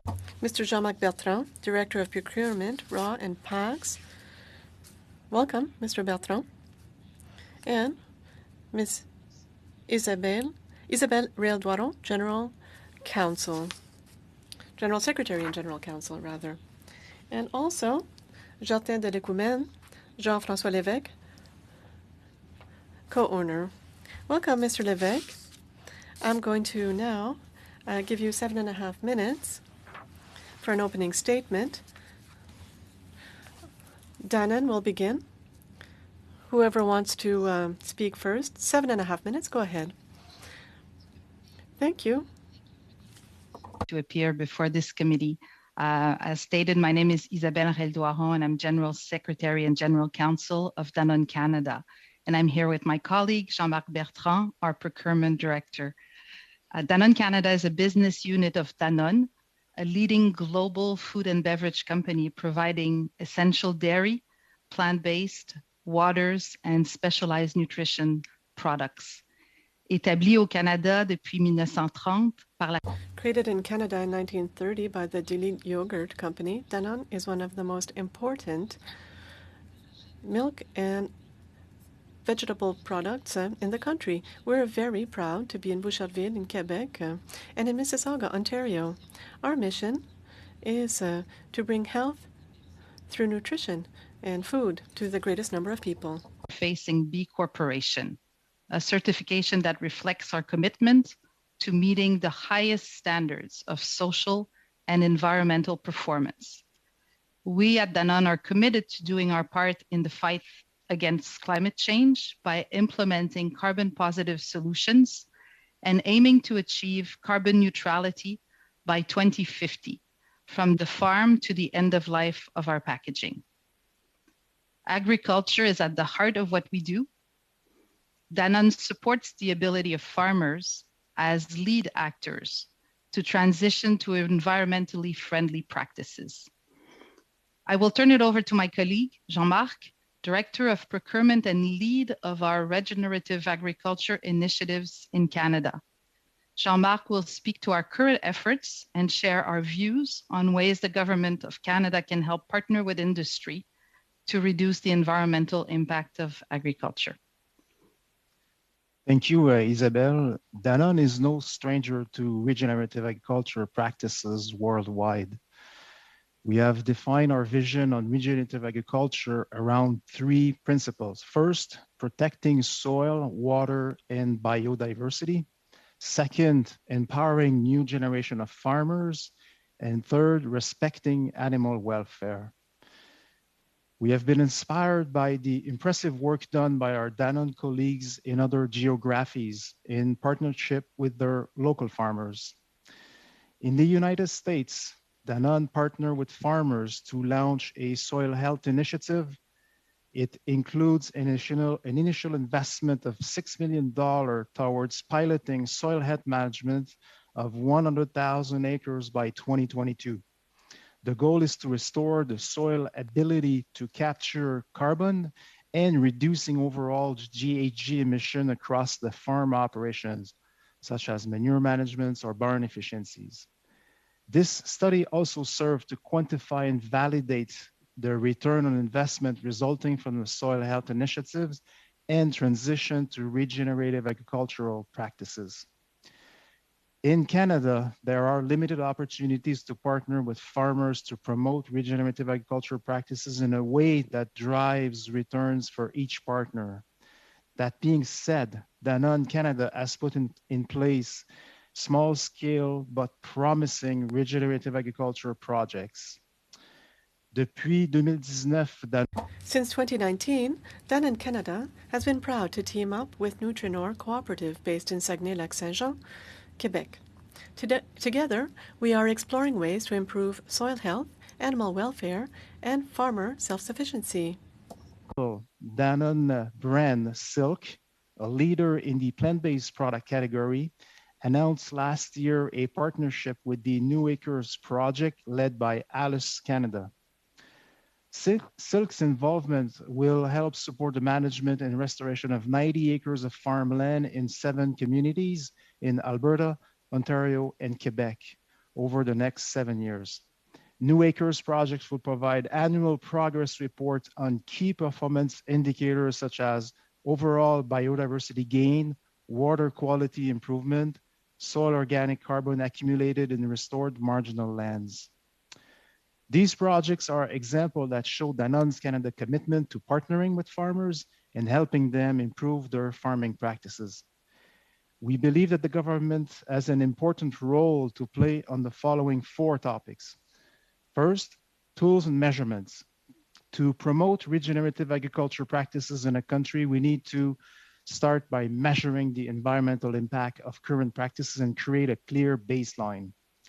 Data collection will also be key to develop tools to measure the outcomes and provide positive impacts of using regenerative practices.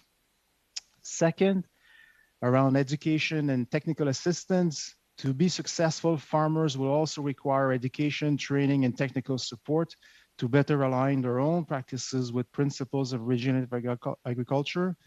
And government can help support a multitude of farmers, including by partnering with companies like ours to engage more farms. Third, financial incentive. To enable a wide-scale transition to regenerative agriculture, strong financial incentives are essential. Incentivizing farmers willing to transition to regenerative agriculture practices could be done by optimizing current programs, focusing on most impactful practices. Lastly, coordination. We also believe in implementing a coordinated approach between government and all stakeholders, including food processors, to allow the private sector to collaborate and contribute to the effort of promoting the regenerative agriculture practices in Canada. In conclusion, we believe that accelerating the transition of more farms to regenerative agriculture practices will definitely help address several global challenges, from climate change to water scarcity and restoring biodiversity, while driving sustainable and inclusive economic growth. because at Danone, we believe that the health of the people and the health of the planet are profoundly interconnected. Merci beaucoup de nous avoir. Thank you very much for allowing us to appear before your committee today. To answer any questions you may have en français or in English. Alors, merci, Monsieur Bertrand et Maître Doiron. Thank you. Now, les Jardins de l'Écoumène, Mr. Jean-François Lévesque, co-owner. Go ahead.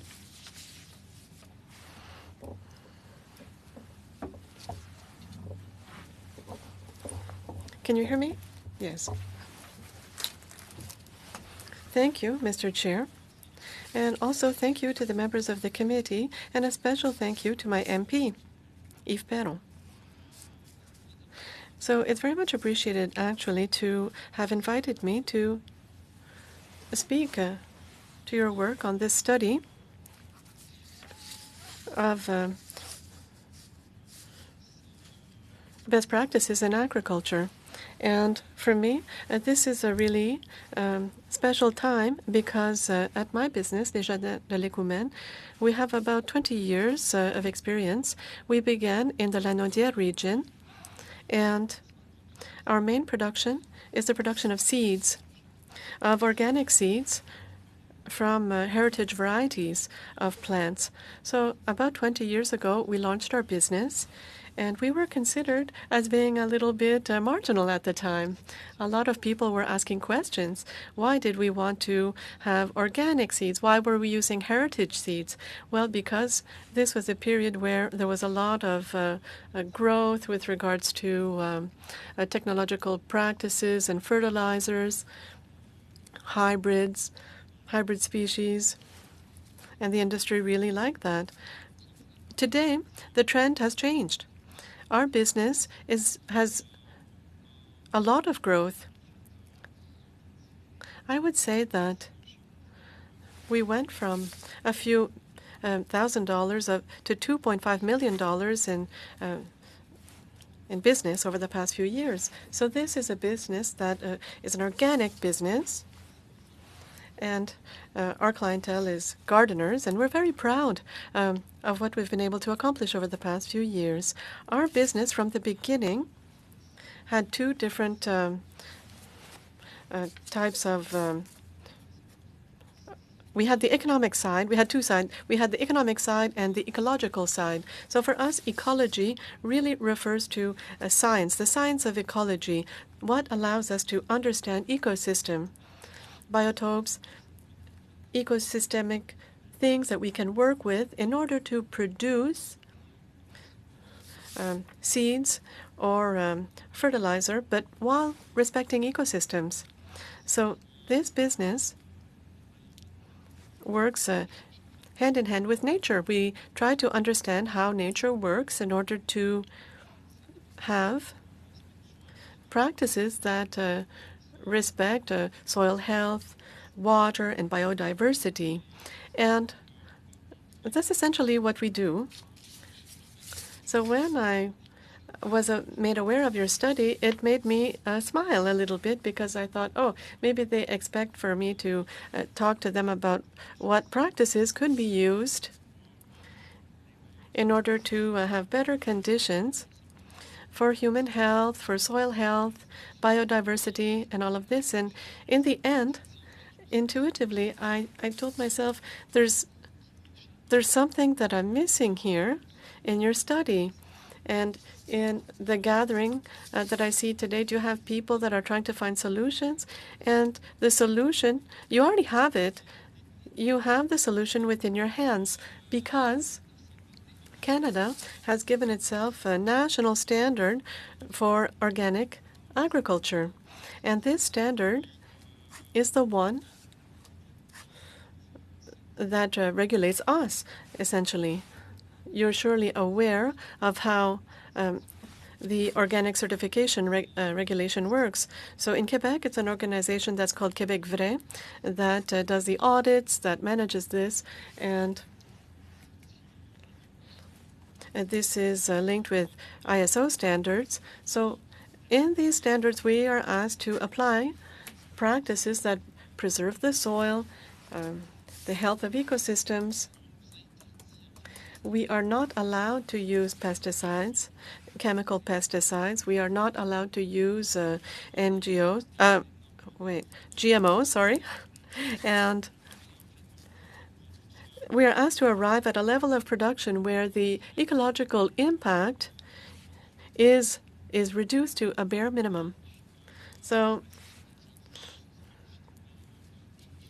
today, if I put myself in the shoes of a politician, if I was in your place, what could I do? What could I do in order to bring to Canada practices that are more respectful of the environment? So I became quite interested in what you have already between your hands. So there's also the Association for Organic Trade in Canada. So your researchers can inform themselves, ask questions of this association. I don't know if you're going to meet with them or not, but it's very well described. All the practices that are standardized and the practices that are all microphone. We do crop rotation. We also use compost. We use beneficial insects in order to regulate pests. We work with living soil, and right now we do R&D with different partners such as Biopter, and we have a 3-year project on the characterization of microbiology of soil, because this is how we have to do things in the field of organics. We have to make sure that the food chain allows our plants to be well nourished. And so what is banned? Well, we named a few: synthetic, toxic pesticides, GMOs, all products that go against the proper functioning of ecosystems. So all of this is banned. So you might find more information on the organic agriculture site. Also, I'd like to draw your attention to something that for me doesn't make any sense. In order to obtain this certification, we have to spend $3,600 annually in order to obtain this certification. This doesn't make any sense. It's difficult for me to understand how you can justify to businesses, small and medium-sized businesses, to have to spend money in order to demonstrate that we're taking care of the environment, that we have exemplary practices, because they're all standardized. We have to follow this. We have annual audits. They come and check to see if our practices correspond. Yes? I'm sorry, Mr. Lévesque, your time is up, but with the questions, I'm sure you'll be able to add to this. Welcome our colleague, Mr. Sheehan and Mr. Saini. They've been very well behaved in the first hour, and I'm sure they'll be here. So thanks for being here, and we'll go to our question round.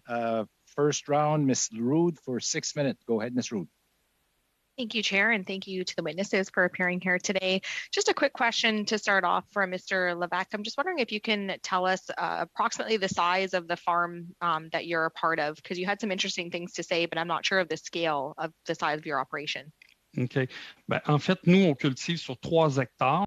We have 3 hectares, so it's a seed production facility, and this allows us to be able to provide a good part of all our seeds. 3 hectares. Great, thank you so much. I'm just going to switch gears over here, and I have a couple questions for Mr. Bertrand. You were talking about the regenerative agriculture, and I appreciate what you guys have been doing, and I've had the pleasure of having a meeting with you folks before to hear some of those good things. And I'm curious if you could just comment on if you're just a food processor, or if you can explain to us if you have growers that are under your umbrella, or how that works when you're working with the producers as a processor as well. Yeah, that's a great question. We are not farmers for sure. We are marketing products that meets our consumer demand. So we are processing everything that the farmers grow. However, the impact of our total carbon footprint, close to 60% of our total carbon footprint comes from agriculture. So because we have goal to reduce by 2030, 50% our carbon footprint, and 60% of it comes from agriculture, well, guess what? We're getting close to these guys and trying to understand their reality, give them all the tools they need, and work with them closely. But in the end, they are farming. We are not. Great. Well, then I'm sure you can appreciate that most of our most farmers operate their businesses with very narrow profit margins, and frequently things farmers are asked to do to fit policymakers' understanding of what is environmentally responsible just leads to more costs, and those costs can't be passed on or down the value chain in most instances, so they further narrow farmers' profit margins.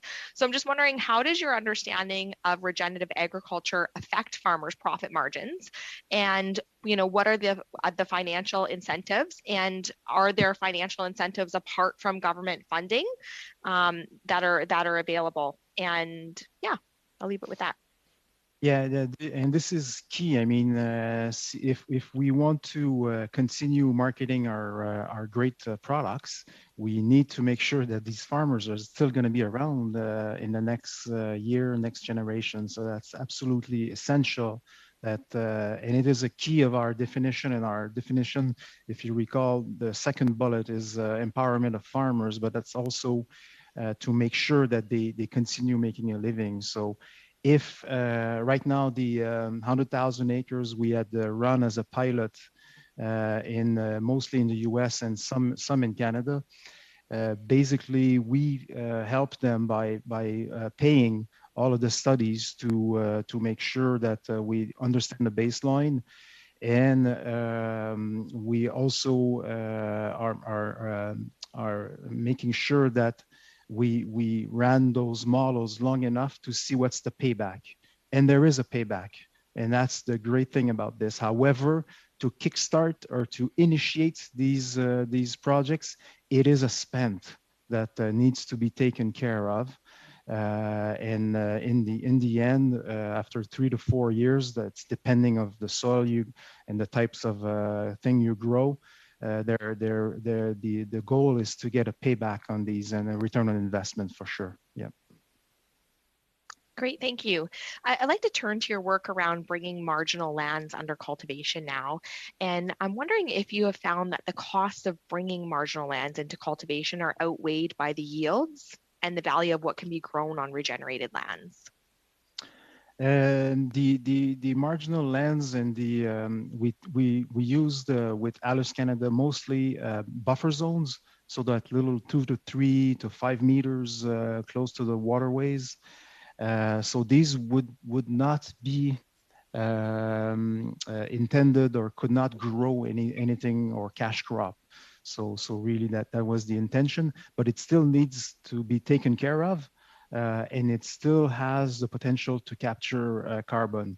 It is too early right now to see the results and all of the data, but we know that directionally it's going to act as growing regular cultures. Great. Now, turning to some cattle grazing practices, because you deal with a lot of dairy, some cattle grazing practices include frequent rotational grazing and can regenerate grasslands and carbon capture in the soil. So have you looked at the benefits to soil and grasslands from an innovative cattle grazing practices? This practice for sure will benefit from regenerative agricultural practices for sure, whether it's cattle or it's dairy cows, or it all evolves around the same principle. So yes, crop rotation. Obviously, in a pasture you don't till or there's no tillage required. and the manure management is direct, basically. So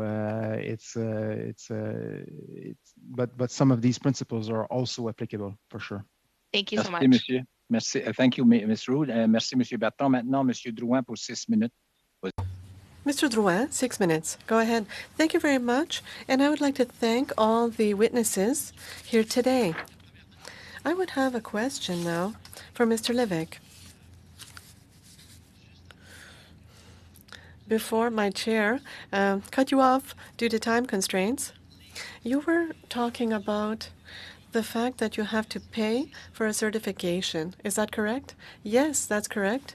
Annually, we need to pay $3,600 to obtain certification to demonstrate that our products are certified as organics and respect the Canadian standards with regards to soils, ecosystems, and that we don't use chemical fertilizers or pesticides. Question. So this is done with Québec Vrai or with the new federal standard? Answer. Québec Vrai is following the Canadian standards. BC and Quebec already had their own certification, and then when the Canadian standard arrived, it was so all of Canada was now subject to a standard. So through Québec Vrai, they are the certifying organization, and it's a Canadian standard that we follow. Question. And so, are you exporting your products, or is it domestic? Answer. Right now we sell throughout Canada. We have an online store, and we also have retailers in New Brunswick. Once in a while we export to Europe. Mainly in Europe, yes. Question. So because you're doing organic agriculture in Canada, have you had issues in having access to machinery? I know that you're on 7 acres. Answer. Well, the equipment for our scale is very difficult to obtain. We live in a large agriculture world with large machines, but we use Asian or European equipment because in those countries they have a different vision of agriculture. It's done on a smaller scale, and so we have to import this equipment. I also must add that the smaller human scale farms, I'm talking about here 2 and 7 hectares, are becoming more and more popular in Quebec, and we find semi-automatic equipment more easily now. Some of the work that we do is manual still, but some of it is mechanical. And so the scale allows us to observe and to apply our rules for preservation of ecosystems. Question. Thank you very much. I'm now going to ask Mr. Bertrand a question. It's really nice to see you again. I believe that we met beforehand, and so it's nice to be able to speak about regenerative. I would like to speak to the way that you're working with your agricultural community. Does this require a certification in order to produce agricultural products? Are you dealing with some suppliers to make sure that your mission is fulfilled?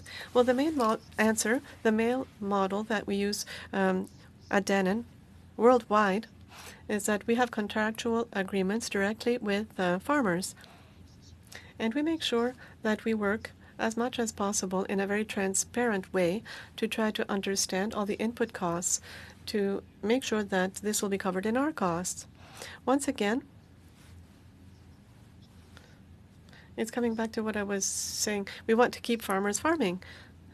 We want them to stay in business and to be sustainable, and that there won't be any breaks in the supply chain. So this is the first principle that is essential for us. And this is how we're working. Question. And earlier on, you spoke to recommendations. You said that you could have more data collection. Is your business, Danone, are you collecting data from the suppliers to make sure that, yes, you're going to respect the commitment of 2050 of net zero? Answer: yes, we work with consulting firms that have developed agricultural models in order to measure with real figures. It's really important. And this is the first principle in continuous improvement. It is to implement these programs. It's the principle of continuous improvement. And we have to understand something to improve it. If you don't understand it fully, you cannot improve it. So we have to measure in order to improve. And then we can make some modifications and measure, okay, this worked, this didn't work, and so on. Question. I'm asking you. I imagine that you're the one who deals with the agricultural community. Do you see a trend in the agricultural sector if we're talking about organic agriculture? Do you see more people trending towards organics? Answer. Well, that's the consumer driving the trend. We are always trying to meet the needs of the consumer. If the consumer is trending towards non-GMO products or organic products, well, we make sure that we can provide them. We can provide the consumer what they want. There is an upward trend. Thank you, Mr. Danone, Mr. Drouin. Mr. Perron, 6 minutes. Go ahead. Yes, thank you. It's a pleasure to see you. Phone, please. Mr. Bertrand, when you speak about measures and you say that this is something where the state could help, what can the government do? Answer. The tool that we use the most is called Cool Farm Tool, and this is something available and it is widely used in many countries. We use it because we want to make sure to make comparisons. We want to compare apples to apples.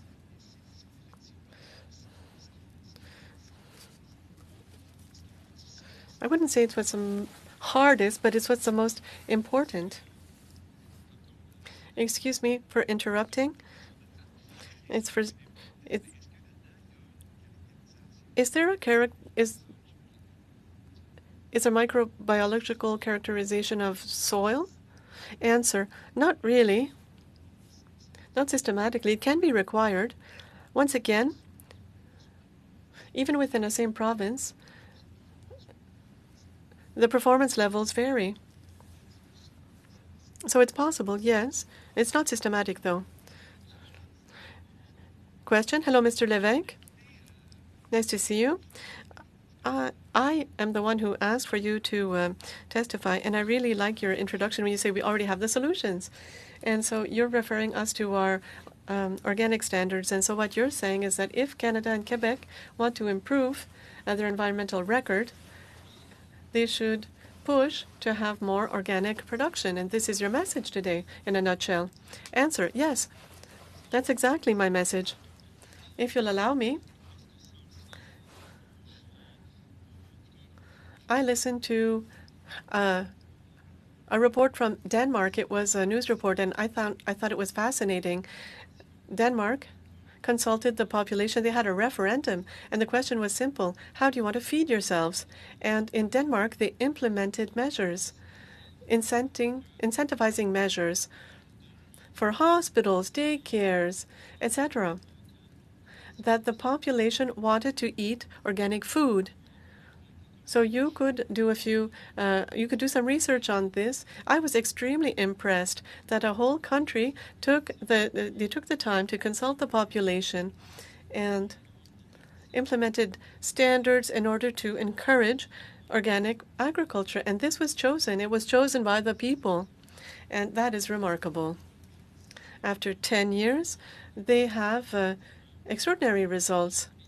I aspire to having a government such as yours that might undertake these types of measures. Question. Thank you.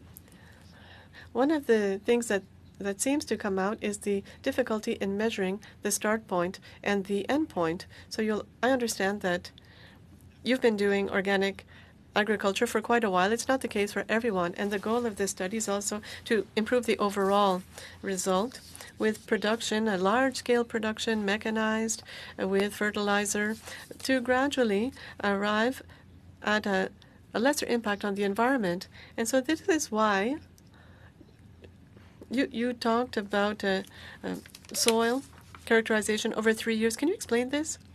Answer. Yes. In our gardens over the past 5 years, we've introduced a vegetable type of coal, and this supports life. And so I'll explain quickly, but you know that everything that ends in side, herbicide, pesticide, fungicide, this side is from Latin, sida, that means to kill. So all the agricultural practices with chemicals seek to kill living organisms in the soil. We do the opposite. Organic comes from Greek, it means life. So what we've understood is that in order to produce healthy, resilient plants, this is for animals and plants, we have to encourage life. So our research project consists in developing techniques, measures, and we are linked with other businesses.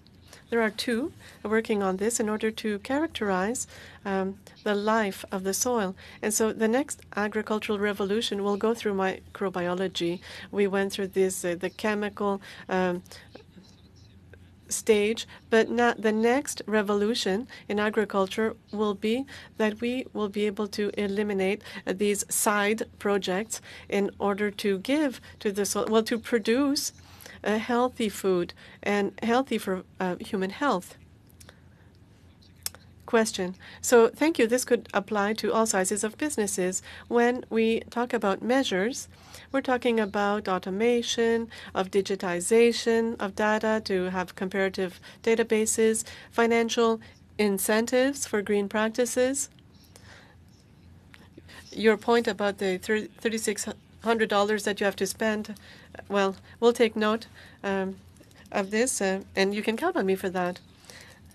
Also, it has to be accessible to all sizes of production to be able to measure and improve environmental performance. So overall, is my time up? Yes. Okay, I'll come back to it. Yes, thank you. Thank you. McGregor for 6 minutes. Go ahead, Mr. McGregor.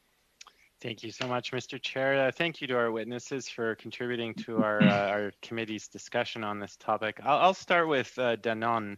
I'm very interested in the subject of regenerative agriculture, and I was very curious from a question from my colleague Ms. Rood, because she was asking you about the costs to farmers for engaging in regenerative agriculture. But conventional farming has its costs as well. There's a very substantive report that came out from the National Farmers Union, shows that farm debt has doubled over the last 20 years, that 95% of revenues are going towards input costs. So, there are costs everywhere you look. I guess what I'm curious, because I know regenerative agriculture in its attempt to bring, harmony back to the soil, allowing plants to live in symbiosis with the soil food web that exists under there. Do you have any testimonials from farmers who have made the switch? Like, have they noticed the benefits of engaging in this practice in yield, overall soil health, just satisfaction with how everything's going, but also in the economic terms as well? Yeah, I'll start with the testimony. For sure, I have many examples from the 34 farms, part of the 100,000 acres in the U.S. But closer to us, I've been able to meet with at least 2 Quebec growers that are into the, we say in French, the grande culture. I'm not sure exactly how to translate, sorry. But corn, peas, and soya, let's say, and these guys, it took them quite a while because they were thinking about all of this, and they finally at the end they're making 10 to 15% more output, and they've reduced their costs because they no more use chemical fertilizers. So they're not all the way full to a biological product like Mr. Levesque just described, but they tend to be closer to this because these practices are reduced tillage. You go less in your field with your tractor, so you generate less carbon, and you leave the soil make his own things by itself, because the soil has everything to restore itself. So therefore, and you never leave it bare by adding cover crops. Then these capture more carbon, so then you don't need the input. So in the end, they're winning on all the aspects. So they're winning on higher yields and lower cost. However, to characterize a real number, well, that depends what you grow and where you are, and that's why the testing is measurement is required, because whatever we found that works great in Ohio, we couldn't reply in Lac Saint-Jean, and whatever works well in Ohio doesn't work in Kansas. Mm-hmm. So unfortunately, I do not have today the silver bullet thing to solve everything. But we know that the principle, they do work.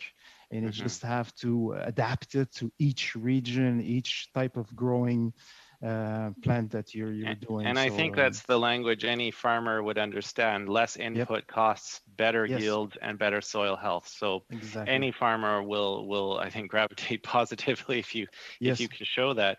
I wanted to turn to Monsieur Levesque just about organic agriculture. I think some farmers, like, I'm trying to find a way where conventional farmers and organic farmers are learning from one another, because we don't want to have the two solitudes. We want to be able to learn from one another. And I think there's often been questions about scalability and so on. But, I also think the research dollars that are going into organic agriculture lag far behind research dollars that are going into conventional farming. Here in British Columbia, the University of British Columbia has an organic farming research program. Do you have any thoughts about that, about more investments that might be needed in organic agriculture to in fact make the argument a bit better? C'est possible de reformuler la question en français, s'il te plaît? Oh, would it be possible to ask this question in French? Didn't you hear the interpreter? I'm not receiving any interpretation. Could we check if Mr. Levesque is receiving translation? Allez-y, Madame. Monsieur Levesque, sur votre écran. Mr. Levesque, on your Zoom screen, you should be able to choose translation in French. Yes, there you go. Oh, thank you. I didn't activate that function. I'm sorry. Okay,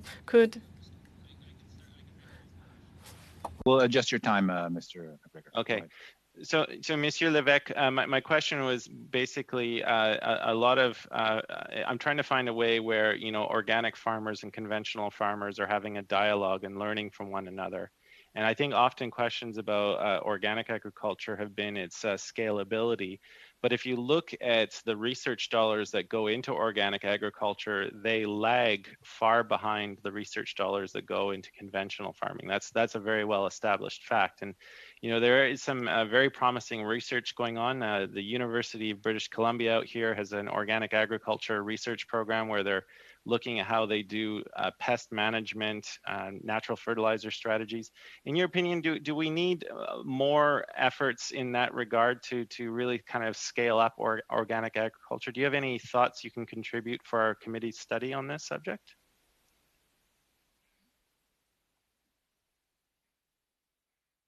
Une réponse rapide, Monsieur Levesque. Oui, tout à fait. Yes. I believe that we need to support organic agriculture. either with fiscal measures or others, and we need to penalize the users of chemical products. And that's quite simple, actually, because all farms using pesticides have to register. So there is a register that exists for this. I think it would be one of the first things to do. The principle of the user pays is what it is. And in Quebec as well, the underfunding of organic agriculture makes us laggards if we compare to other countries. Et maintenant pour la deuxième. Now for the second round, Mr. Lehoux, 5 minutes. Go ahead, Mr. Lehoux. Thank you. Thank you to the witnesses for being here today. My first question is for Mr. Bertrand. Danone is a global business. We're talking about environmental measures and how we can improve and work in our agricultural sector, but we know that Canada is part of a country that signs trade agreements with different countries. So I imagine that you're able to be aware of that, and agriculture is regularly part of these international agreements. And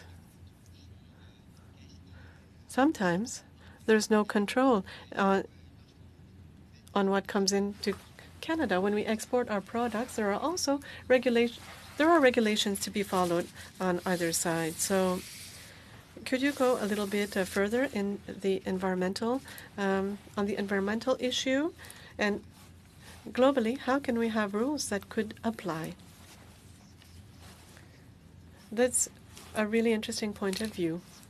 We don't really have a standard to quantify regenerative agricultural practices. Danone has worked with NGOs in Europe in order to develop a standard.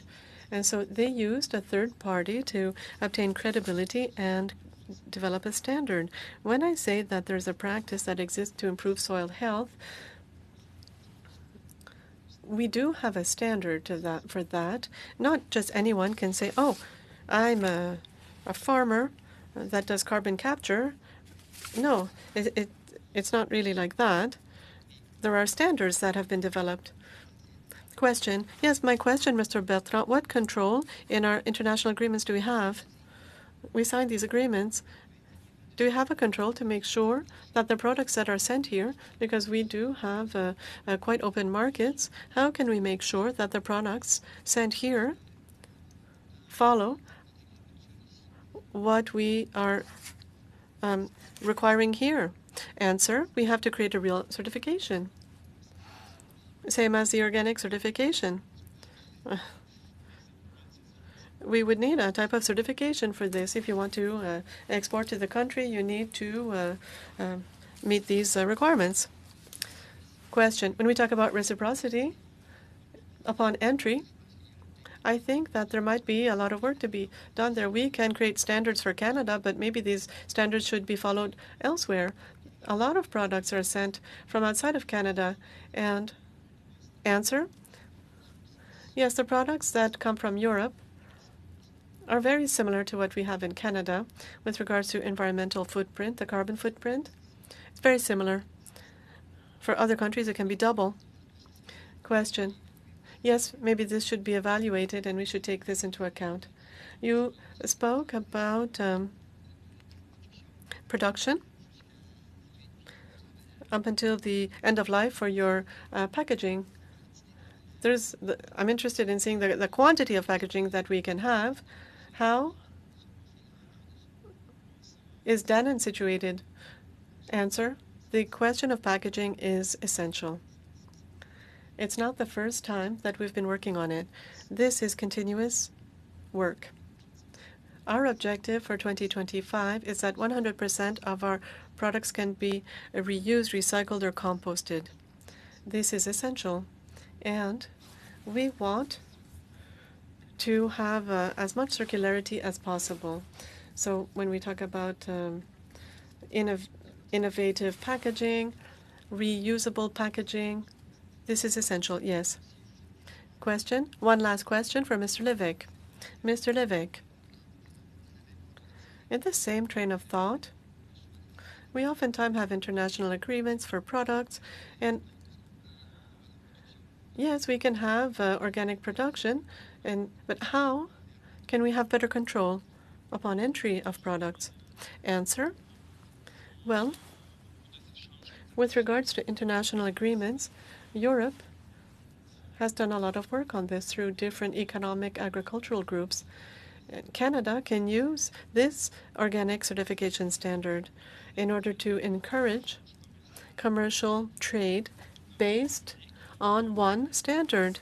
So the standard that we have here in Canada is recognized by Europe and in the US as well. All countries that want to export organic products, this standard is the standard, and so that is the guarantee. Thank you. Now, Mr. Blois, 5 minutes. Go ahead, Mr. Blois. Chair, thank you to our witnesses. I'll start with Danon. And what excites me about the opportunities that I think around climate change and reducing emissions is the fact that this is not just government, this is the private sector taking the lead. And I think a tip of the cap to you guys at Danon for your work in this regard. And I think it really speaks volumes to the opportunities that exist. I want to talk about, because we've had the chance, Mr. Bertrand, to talk outside of this committee. I know, for example, you have business holdings outside of Canada. In the United States, for example, you might sit down with a certain farm that has the output and the economies of scale to help you get to your side. You're talking about milk and yogurt and dairy products, and in supply managed sector, that we have a lot of smaller family farms. How do you work in that environment in the supply managed sector to be able to get some of these outcomes on the regenerative side that are important to you? Yeah, that's an interesting question. For sure, the principles themselves, they apply whether you're in a supply management system or in an open system. It's the same science behind the whole thing. However, here with supply management, we do not have the direct connection contractually with the farmers, so it's difficult to and it's not direct to help them, cover the first couple of years of these projects, like to pay for cover crops, let's say, for the first 2-3 years, because I will never see any return on investments of that money, and that creates a little bit of that difficulty. However, if there is a potential project where we could partner with the government and the Farmers Association, we'd be willing to entertain that and test our tools for sure. And obviously you mentioned your silk products and some of the ones that are more plant-based. I assume that's not necessarily as much of a challenge because you can work directly with the farms in that case. Is that my understanding? That's right. So if it was not for COVID, I would probably be right now in a field of oats in Saskatchewan or Manitoba for sure. Okay. And just broad strokes, because when we start talking about private sector taking the lead, as someone that would identify as a business liberal, so to speak, on the spectrum, that's something that really excites me. What are some of the suggestions you might have? I mean, I have your 4 points that you raised for the committee. I don't think you need to reiterate those, but broad strokes, what are some ways in which government can start incentivizing and driving the private sector to take the lead in government, obviously, in some level of partnership? I think that making some, some partnership to, if the government makes some money investment towards improvement, we put some money and the farmer puts some money too. So like some sort of I'm not sure what's the name of exactly this type of cooperative or partnership, cooperative or consortium or whatever. But okay. These are great ways to move the needle. For sure, maybe we would want to make sure that everybody gets recognized in this partnership. Just rapidement, ma question finale, j'essaie pour... My final question, I'm going to try to ask it in French for Mr. Lévesque. Thank you very much for appearing before the committee. Your testimony was quite concerning with regards to organic farming. In your perspective, this is the only way to make sure that environmental measures will be made available, or are you speaking about environmental principles? Answer, a little bit of both. Given that the standards exist, and it's very clear and specific on what can be done in order to certify organic food products, everything is already there. It's clear. It's already in place. In my opinion, this is the most relevant approach. And it's not just in Canada, but in the US, in Europe, in Asia. The organic standard exists. It has existed for over 40 years. For over 40 years, we have become much more mainstream with regards to standards, respect of the environment. It's recognized, scientifically recognized, that the practices for small-scale farming and also large-scale farming. Thank you. Monsieur le Président, c'est possible. Mr. Chair, one short question, please.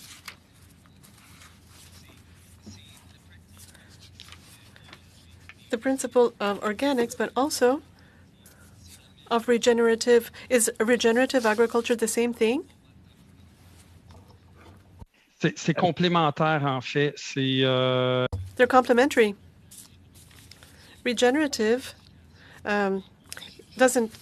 agricultural practices are not certified. We're talking about carbon sequestration, but organic does the same thing with regards to carbon sequestration. Thank you. Mr. Perron, 2.5 minutes. Thank you. Mr. Lévesque, let's continue because I think that's interesting. We talked about underfunding of organic research. Are you saying to the committee that something that could help would be to fund research in organic agriculture, and this could help the field? Answer, yes, of course, research in schools. For the past 7 years, the new generation of youth, we're talking about millennials, 30 and less, they are now teaching organic agriculture, and this is what we have in Quebec anyways. And so we should continue. We should fund to allow youth to have access to these farming methods that are quite innovative with regards to organic farming. Question. I'm going to come back to Mr. McGregor's question. Yes? So how do you see a possible partnership between the protocols to follow, the organic procedure, and traditional agriculture? Because you'll understand that we're trying to improve all the practices throughout Canada and to reduce the footprint on the carbon footprint for everyone. So how can your sector assist the more traditional one? Answer. It's education on one side. We have to continue with research, and this allows to have access to this technology. As an example, in Denmark, they invented, there's a corridor that allows the bees to have access to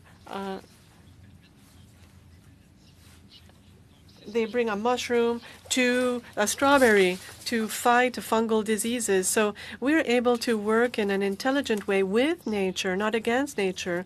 So you need research for this. You need research and people who are going to implement these different techniques. So before we run out of time, you talked about a product that you developed. So what are the obstacles in your way, and what could the federal government do in order to facilitate innovation? The goal is also to encourage innovation. Answer. Well, more generally, everything that has to do with inspection, food inspection, is very complex. So to be able to register products, and Biochar was part, Mr. Perron at the Canadian Parliament, well, they facilitated the access with the commercialization to Biochar. So this was a really good initiative. Good work on your part. Thank you, Mr. Levesque. Mr. McGregor? Thank you, Mr. Chair. Mr. Bertrand, I've got two questions for you. First, I'll echo Mr. Blois's comments. It's nice to see the private sector taking the lead with research dollars into this area. And I assume this is being driven by consumer demands. You've seen sort of a shift in consumers who just want to see companies engaging in this a bit more. Can you just briefly answer that? Yes, definitely. The consumers are demanding more and more products that they can see where it comes from and how it's made. So consumers are more and more educated. And as Mr. Levesque said, the 30 and youngers, they easily jump on anything to try to understand where food comes from. And yep, for sure. And my second question is really also on the research vein. A couple of years ago, I went and toured an Agriculture and Agri-Food Canada research station. It's in Summerland in the Okanagan in British Columbia. And I spent half a day there, very impressed with the caliber of federal scientists that we have working, not only in plant-based agriculture, but also animal. And I'm just wondering, like, with respect to regenerative agriculture, we're ultimately want to make recommendations to the federal government. So would you like to see Agriculture and Agri-Food Canada increase its budget into studying regenerative agriculture, into maybe plotting Canada's the status of Canada's soils, their carbon sequestration potential, et cetera? Is this something where the federal government could be of incredible use? For sure. In my introduction, when I said the coordination effort, that's one of those. And I believe those map, I have seen some map from Agriculture Canada people, research people, that shows where soils are degraded and where soils are in better shape. But it's essential that these maps and these learnings and these science information are active and real time, so it can help the farmers to take the right decision, for sure. Yep. Okay, thank you very much. I'll leave it there, Mr. Chair. Thank you, Mr. McGregor. That concludes I'll just make a little statement, because I'm also a certified organic grower, but I have been a conventional grower, so I'm not going to down, je vais pas descendre les producteurs conventionnels parce que je l'ai été moi-même. I don't want to criticize convention. I'm not trying to criticize anyone, because I've been on both sides, but everything we can do to reduce our carbon imprint is good. And so I just wanted to state that. I do appreciate the fact that we have to pay to get an organic certification. I've been on both sides, and I think that we can work together and build a better world. From Danone, Jean-Marc Bertrand, directeur des achats, et Maître Isabelle Ray-Doheron pour être ici avec nous aujourd'hui, et aussi de Jardin de l'Écumène, bien sûr, Monsieur Jean-François Lévesque. And to all our committee members, thanks for being here, and enjoy the rest of the week. And we shall see you in not next week, but the following week. So merci à tout le monde. Bonne fin de semaine. Merci. Merci beaucoup.